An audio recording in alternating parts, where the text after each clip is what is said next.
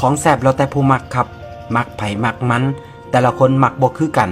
มันก็คือความสุขที่คนเฮามีบ่ซ้ำกันนั่นล่ะครับบางคนมีความสุขที่ได้กินอาหารหรูๆแพงๆวิวหลักแสนหลักล้าน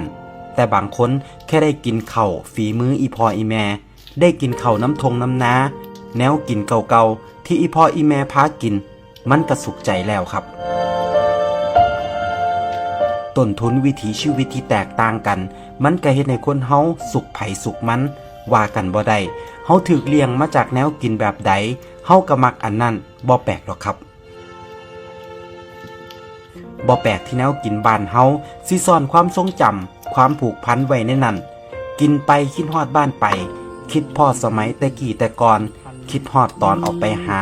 มาอยากมากินเฮาเคยผูกพันกับแนวกินอันใดไปอยู่ไกลบ่ได้กินคือเก่าเฮาก็อยากหวนคืนกลับมากินมันอีก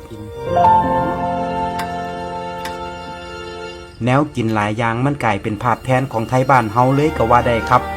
แค่เห็นข้าวเหนียวส้มตำลาบก้อยข้างทางหรือแนวกินอีสานบ้านเฮาอยู่ต่างถิ่นเฮาก็คิดฮอดบ้านแล้วแต่เชื่อบ่ครับ